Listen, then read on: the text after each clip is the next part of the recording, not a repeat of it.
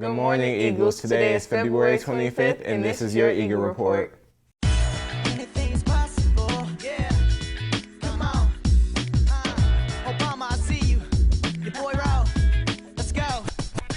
Listen up, yo, I got a story to tell. By the time I'm done, y'all gonna know it pretty well. We're going back in black history to see some African American achievements that came to be. Anything is possible. With hard work, there's no obstacle. Anything is possible. With hard work, there's no obstacle. Martin, Rosa, and Thurgood too fought for equal rights to come true. They all shared one big dream for us to become a united team. Anything is possible. With hard work, there's no obstacle. Anything is possible. With hard work, there's no obstacle. Anything is possible. Put your mind to it, and you can do it. Broken barriers, justice for all. Make Jackie Robinson. We are continuing coverage of Black History Month on the Eagle Report. In our first video, produced by Aaliyah, asks viewers to look at the definition of racial discrimination in our world today. Protests and growing national outcries continue. George Floyd. Last night, people protesting in Minneapolis escalated as demonstrators were lashed by tear gas and rubber bullets. The main message here is that they want to see those officers involved. They want to see those officers arrested.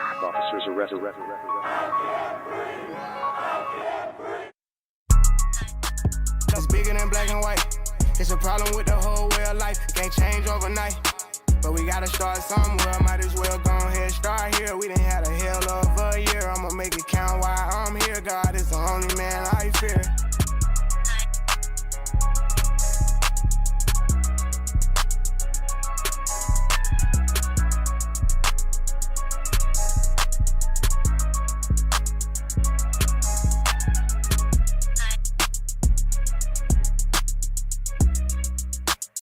Thank you, Aaliyah, for helping us clearly define racial discrimination. There are many Black heroes in the civil rights movement, but not many people talk about the gay rights movement that happened concurrent with the civil rights movement. Here's a video about an unsung hero from the gay rights movement that Stanley, Aaliyah, and Connor produced.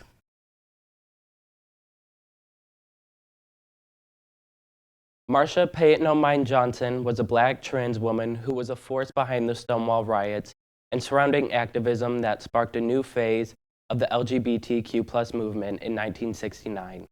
Along with Sylvia Rivera, she established the Street Transvestite Action Revolutionaries, or STAR, in 1970, a group committed to supporting transgender youth experiencing homelessness in New York City. Marsha P. Johnson was tragically murdered on July 6, 1992, at the age of 46.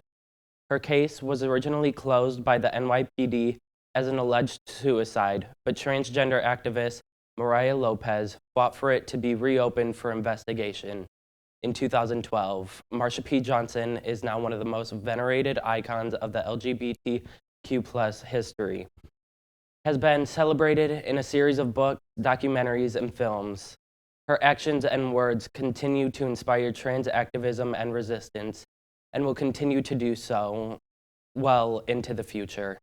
Please take the time to watch the documentary, The Life and Death of Marsha P. Johnson, about her life and death for a more detailed description of who she was and what she stood for. There are many things that Marsha did that were so impactful to those of her time, as well as gay youth today. If you want to watch the documentary on Marsha P. Johnson, you can watch it on Netflix. When it comes to Black history, there are states that have banned talking about it, like Florida, Arkansas, Idaho, and Oklahoma. Kamaya, Jayla, Alea, and Ariana decided to make a video about how many places are pushing an incomplete education system. There's been so many mishaps in our education system that a lot of people don't even know about Black history, or just know the basics of Black history.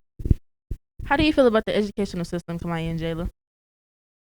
I feel as if our education system has been lacking in departments and where it needs to be. For instance, people might not know Emmett Till, MLK, or Malcolm X because they are not being taught in school. Some schools are even banned from teaching anything with Black history to students because they might feel that it is not as important as other history. Emmett Till and Claudette Colvin.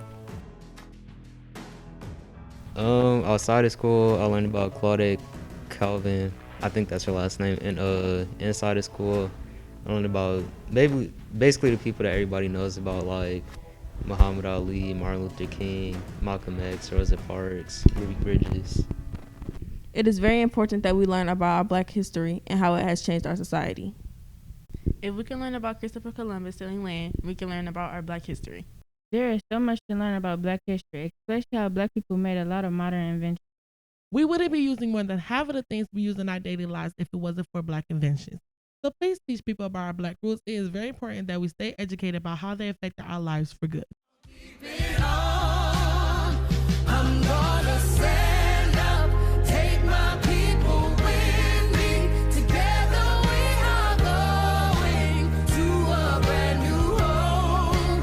Far across the river, do you hear freedom calling me? We hope this video shows you all how the education system has failed us when it comes to teaching Black history in schools. School districts around the country are questioning whose history should be taught. What education do you want for the future? Danielle Embry made a video explaining the effects of cultural appropriation and the history behind it.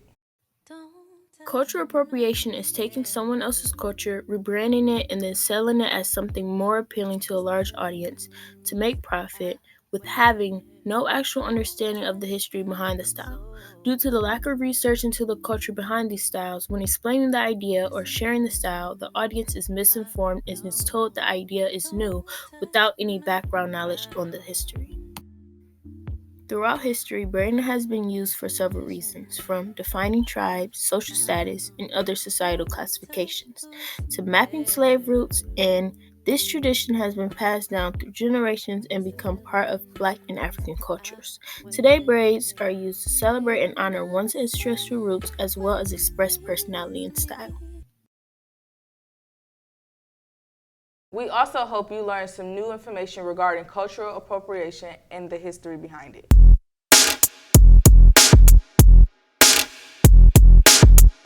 Oh wow, Black history is huge for me. My mom was a history teacher when she was working in Detroit Public Schools, so I learned a lot about Black history through her.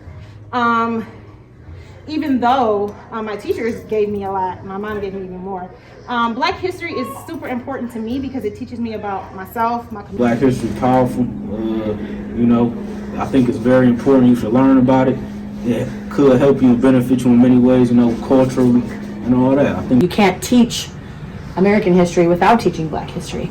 I think it's something that needs to be embedded in all of our classes, in all of our curriculum, because it's just a part of who we are. It makes me feel good because I'm learning new things about my culture. My whole history is all basically just me being Black. Like my granddaddy, he used to give me poems about Black History Month. I feel really good. It makes me think about the Black community. Black history makes me feel very important in the school.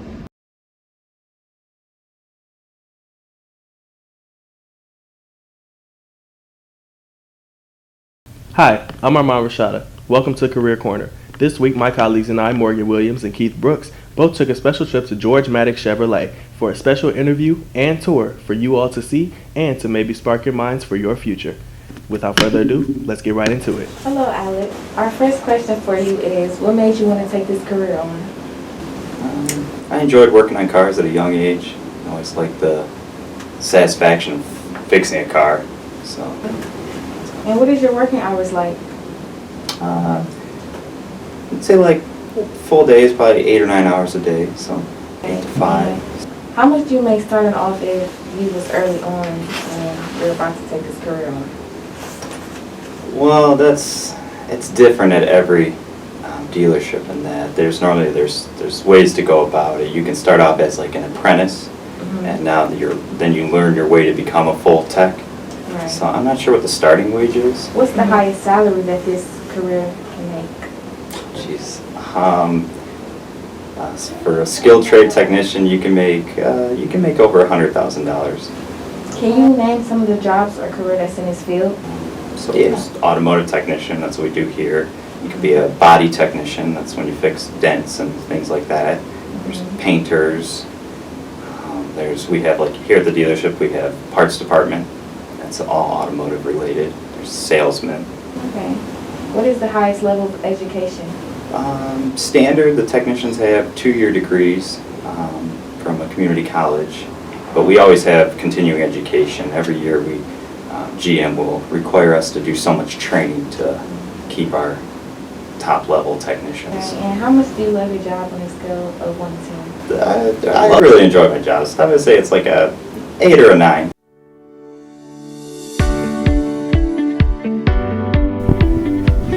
My advice would be to either go to college, or you can do a trade school to learn a hands-on, or to learn more of the book version of it.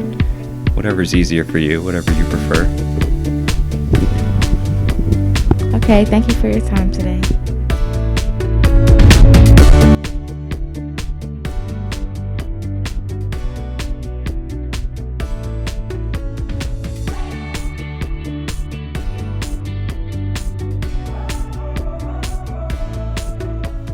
This concludes this week's segment of Career Corner. Tuesday, March 1st is drivers training at 3:30 to 5:30. Boys freshman basketball play at Grossley High at 4 p.m., boys JV at 5:30, and boys varsity at 7 p.m. Thursday, March 3rd, boys junior varsity at Annapolis at 5:30 and boys varsity at 7. Friday, March 4th, drivers training at 3:30 to 5:30. Sunday, March 6th, running guard competition. Thurston is performing at 12 at Grand Block. Javen Watson from our Thurston wrestling team placed in 4th at individual regionals on the weekend. Don't forget to congratulate him for making it to Ford Field again, 2-time state qualifier.